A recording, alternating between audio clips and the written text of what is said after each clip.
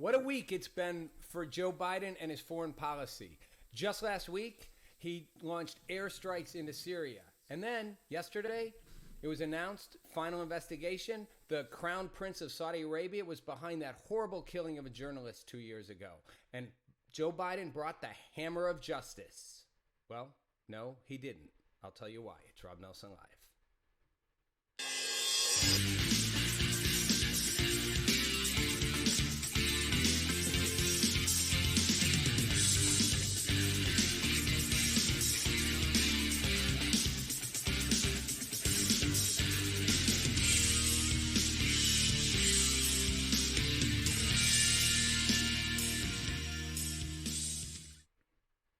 Hey everybody, welcome to the Monday Night Rob Nelson Live Interactive, the fastest 25 minutes of interactive, substantive talk you're going to get out there. I'm coming at you from Los Angeles today in our beautiful Rob Nelson Live studios, and you're all over the place, all over the country, all over the world, on whatever social platform you're on. Want your interaction, love your feedback. If you like what you're seeing, follow us, share it, and most importantly, be part of it.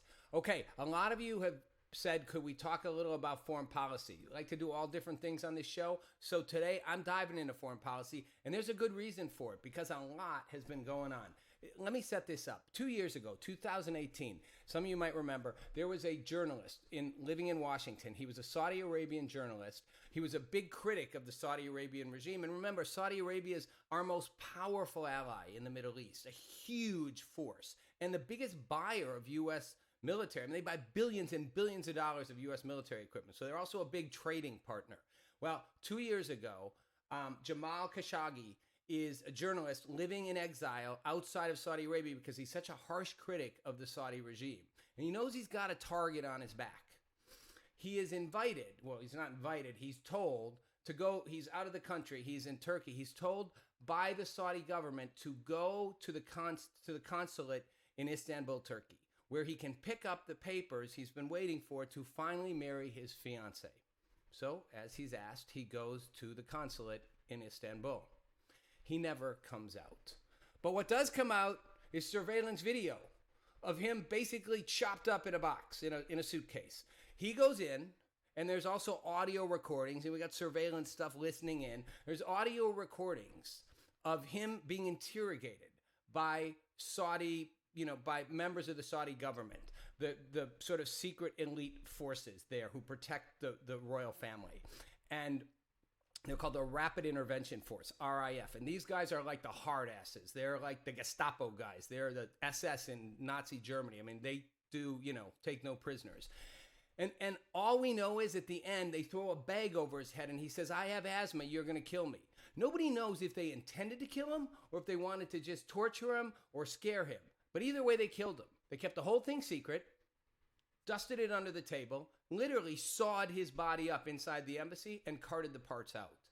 And immediately the world was shocked and knew something was up. The Saudi government was like, we have no idea. We don't know. We don't know what happened to him. We certainly didn't authorize anything bad to happen to him. Then surveillance made it clear something happened to him. He was dead and he wasn't coming back.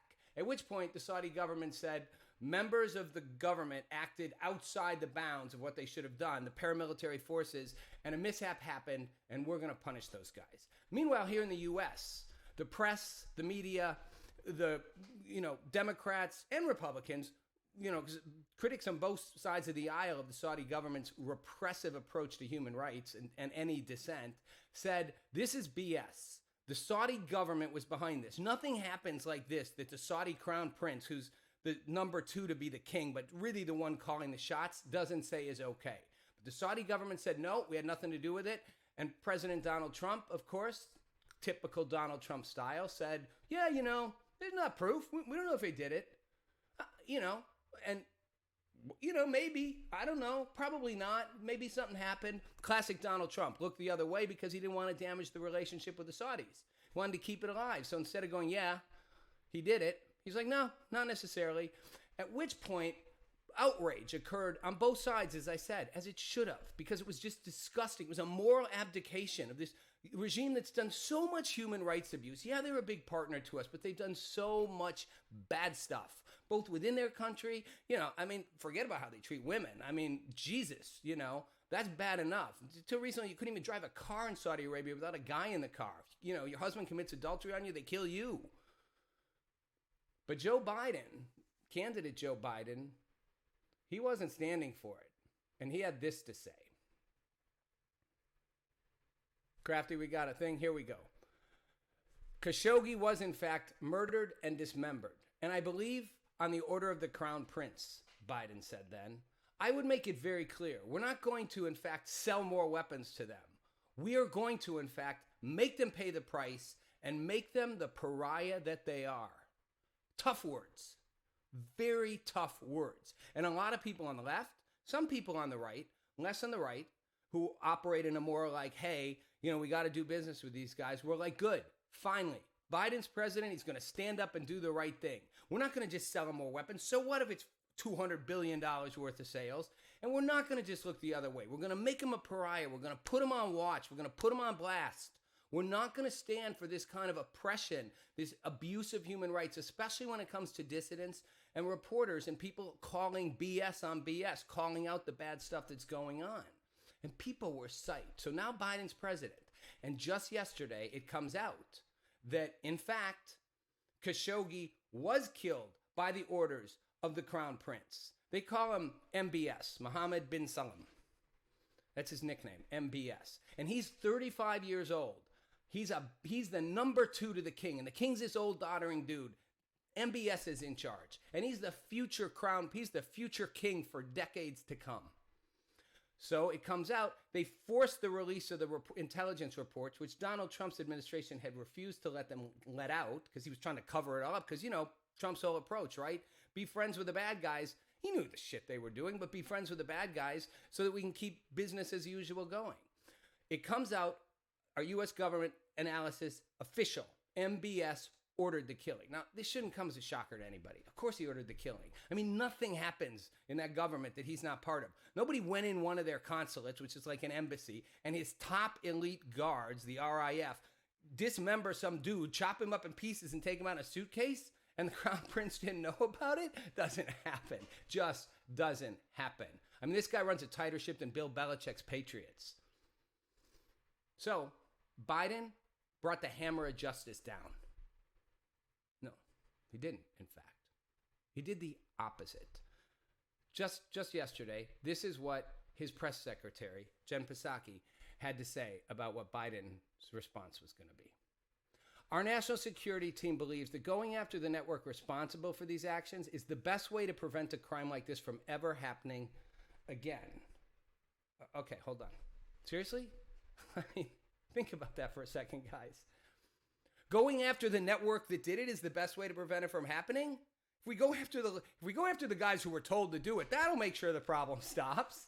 If we go after the guys the Crown Prince ordered to butcher and chop up this journalist, well, that'll certainly make sure it never happens again. I mean, it's literally laughable.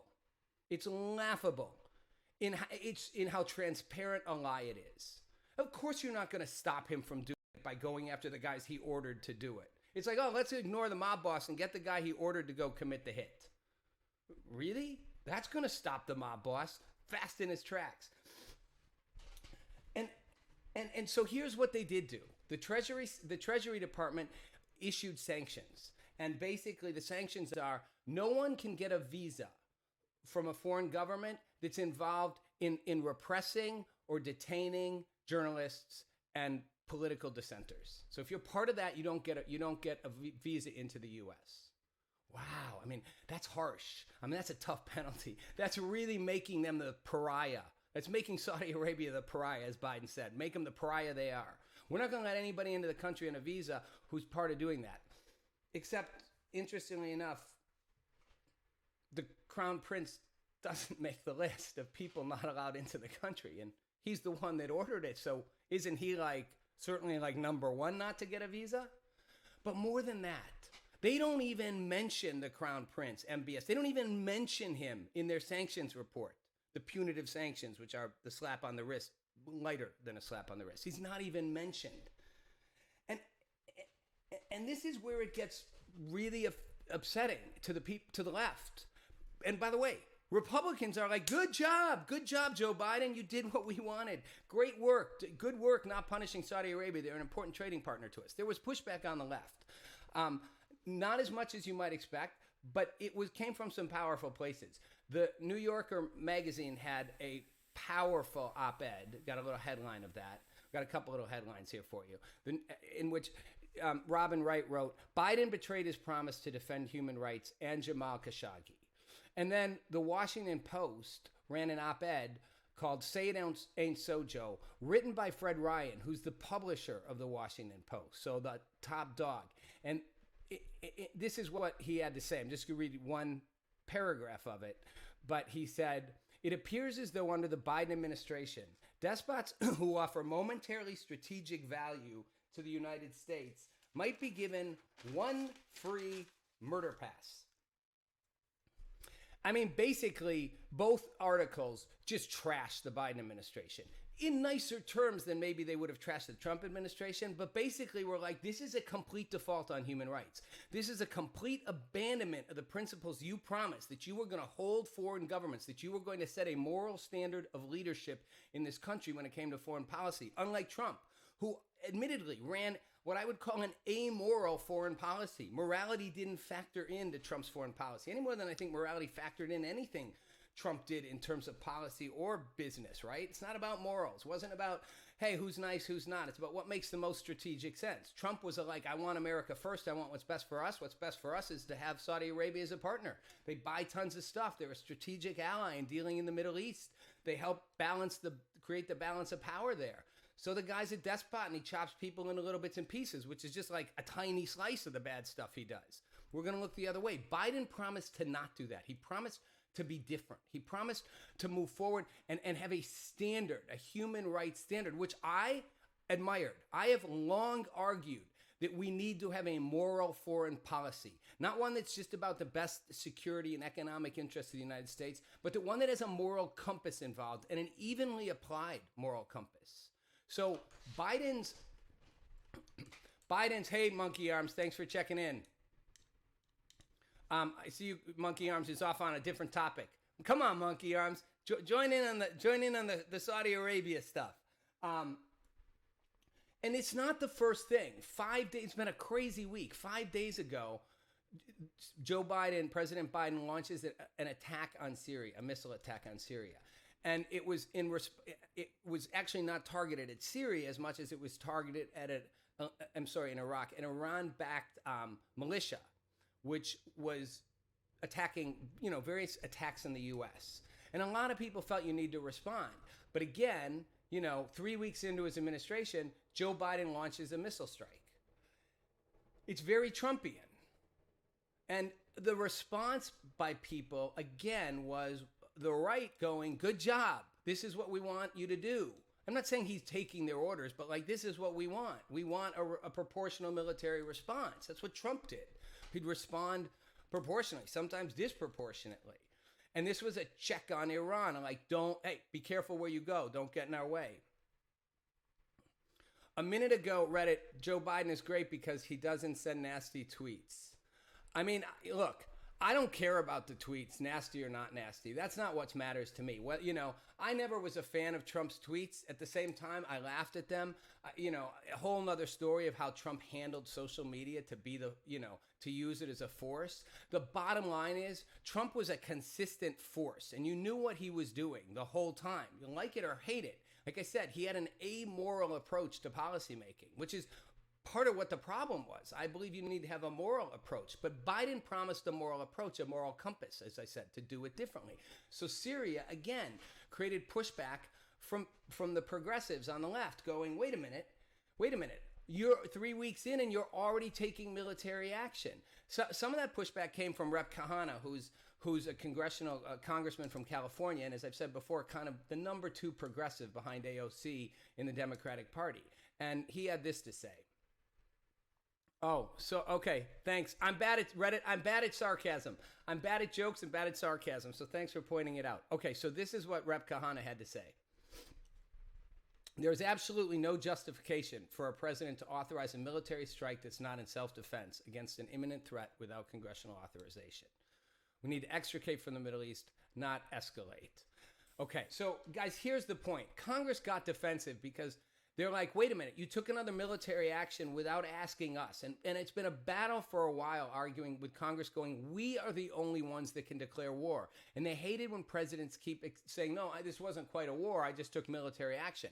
Trump did it a number of times. And understandably, Democrats were like, you aren't authorized to do that. We get to declare war. It's within the legislative body to do it. Don't be jumping the gun. Other presidents had done it too. Trump pushed it a little far. So understandably, Democrats and progressives were like, wait a minute, you're 3 weeks into office and you're doing it again. And the pushback was, you can't do it without asking us. Biden, their response was, we acted within, the proper codes and the title this and title that. And Democrats and the left in Congress were like, not buying it. They're like, whatever, you totally just jumped the gun and took military action without asking us once again. This is what Senator Chris Dodd, who's long been skeptical of extensive U.S., outreach militarily, had to say. Congress should hold this administration to the same standard it did prior administrations and require clear legal justifications for military action, especially inside theaters like Syria, where Congress has not explicitly authorized any American military action. So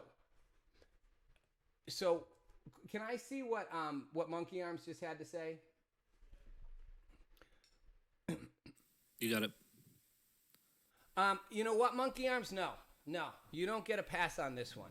I have been amply critical of Donald Trump for his, came in saying, I'm not going to extend us into more wars and this, and occasionally he'd try to do troop drawbacks, but then he'd go the other direction. And I was like, at the time was like, what, Republicans, are convincing him, the military, establishment is convincing him he has to do this stuff. He promised to pull us back from that extensive involvement. And the reality is, there won't be further repercussions. I mean, it's not me just saying it, those of you who think I'm center or center right. It's the loudest, most powerful voices on the left, clear, strong, long-term progressive voices saying, you promised to set a standard. Look, I showed you the quote. He said, I will hold Saudi Arabia accountable. I will hold them accountable. I will make them the pariah they're supposed to be. We will not continue to sell them weapons. They made a clear choice. They're not even hiding it. Administration officials are basically, other than them saying we did a proportional response, are saying this was a clear decision. Biden ran away from questions. He wouldn't answer them when asked because it's a clear decision. We are not going to mess with the status quo. Saudi Arabia is too important. They're too powerful. They're too strategic an ally. We can't slam the crown prince because he's going to be in power for the next 30 years. You're not going to see more repercussions in 2 or 3 months. This was the time. You don't get to go, look, down the road, we're going to slap you harder. This was like a green light to any dictator out there, whether it's the Putins, whether it's the, North Korea, whether it's Venezuela, wherever you want, to go do whatever we want. Because if we're important strategically, this administration, just like the last one, isn't going to get in our way. And why is Biden doing that? Monkey Arms, you say he's going to it's going to come around. Here's why it's not. Trump's approach was, as I said, an amoral foreign policy. He made no bones about it. He didn't even pretend. He was like, yeah, Putin's not a bad guy. Yeah, maybe the crown prince didn't do it. Kim Jong-un and I have a great relationship. Did he really think that? I don't think so. I don't think he really thought they were. But I think, he sort of flattered the bad guys to keep them in, and I wasn't a fan of that. Again, I'm a fan of a moral foreign policy. But he did it, and we knew what he was doing. It was an amoral approach, sort of with what I like to say was a money and security interests first. Joe Biden has taken a different approach. He's taken the pretend to be morally outraged with, in reality, a money and security interest first. That's the simple reality, Monkey Arms, than anybody else. Yeah, I agree with you, Monkey Arms, or Reddit to Monkey Arms. It's a cowardly move. It's Reddit to Monkey Arms. I see that. It's a cowardly move to take office, see the evidence, and just restrict visas. And to say they're going to pay the punishment later, I'm going to reiterate. It doesn't work that way. This is, and Monkey Arms, you know it. This is national political. This is like the big game. This is the big league. This is the Super Bowl. And every move matters. And when he made that declaration that he was going to punish Saudi Arabia, when it became officially clear that the Crown Prince actually ordered this brutal execution, his fiance, Khashoggi's fiance, interviewed Friday, said, I am more devastated than I have ever been. More devastated than when Donald Trump was president and didn't do anything, because Biden promised to be different. And Saudi Arabia saw that bright light, green as can be, clear, go ahead. We can do what we want. They will slap us on the wrist. We are way, way, way, way too important. Now, look, this is having some pushback, not just there. And it has to do, this comes because the Biden administration, and this is what I argued for a while, the Biden administration was never going to be a progressive radical change. Look who he put around him. You know, I like to read stuff that comes from both the right and the left. MIR Online had this funny headline. Crafty, can we show the headline? Yeah, you're right, Carrie Lynn. He's learning. MRI Online. Oh, we can't see the bottom. Take Carrie Lynn down. Meet the filthy rich warhawks that make up Biden's new foreign policy team. So, you know, basically, Anthony Blinken, who's the Secretary of State, Anthony Blinken's a hawk. He was a hawk under Obama. Biden's brought a lot of the Obama national security people in. Susan Rice, a hawk. You know, she's inside domestic policy right now. Most of the underlings in the State Department, John Kerry's back in. You know, they're people, but Blinken's the perfect example. They're hawkish people. They're conservative, right of center when it comes to their foreign policy. They're not like back out and you know, sort of America, take care of America first and let our extended involvements be less. Pull out of wars. Engage less in the old school kind of real politic of what's our national economic military security interest, and that comes first. And polls actually kind of show the dilemma they're having. Crafty, we got a poll here. This is a interesting poll that showed, this just shocked me. 2/3 of veterans say fighting the Iraq war was not worth fighting. 64% of veterans and 62% of all adults fighting the war in Iraq not worth it. And Afghanistan, 58 and 59%. And the numbers are somewhat similar, slightly lower when it comes to Syria. So what does that say? It says that there's a kind of a shift in the American consciousness. When you have 60% of your vets saying we shouldn't have fought those wars, but I've been saying it for years. We shouldn't have been in We've been in Afghanistan for 2 decades. When we went in, the Russians had been there for 2 decades. We were never going to get out. It's like it's like a sinkhole you don't come out of, quicksand. But we stay. Once we put our print in, we stay. And most Americans are like, no, we have other issues that are more important than trying to be like the world policeman and democratize everybody by putting troops on the ground. That there are more effective ways to do it. And again, this all goes back to what I've said before. Eisenhower military-industrial complex. The military likes to keep itself in business, and it does that by putting guns and armors and troops and armaments everywhere it can. The military presence. But most Americans don't want it. So Biden got stuck in a dilemma as a politician promising to pull out, but who he is. And this is where I want to go with this. This is the conclusion I want to go on this. Yes, it's been a bunch of lies. That's what he promised you. And this is it. Crafty, I got a little graphic for my wrap-up here. Joe Biden, because he's not Trump. I am convinced that many of you elected Joe Biden because he wasn't Trump. And I said at the time, I don't care if Trump stays in office, but I want somebody better. That's why I like Bernie. I want somebody who's going to actually do what he's promising to do. Joe Biden, 40-year career politician. Look at his record in the Senate. He was always a hawk. He became a progressive. He became a progressive on a lot of things in the last 2 years. He wasn't even a progressive when he was in the Obama administration. And that long, centrist, hawk, conservative-ish approach to domestic and foreign policy is who Joe Biden was. He promised you something else, but you're not going to get it because you elected him because he wasn't Trump. It was like anybody other than Trump. Okay, well, you get what you pay for. In this case, what you vote for. You know? Meanwhile, we've got an entire country reeling. And most Americans, I deeply believe this. Most Americans are sick and fed up with the old way of doing things. And they want, whether they're progressives or whether they're on the right, I've said this and I'll keep saying it. There's a populist movement rising up. And that populist movement, it's not necessarily a bad thing. It's actually a great thing. Populism's a good thing.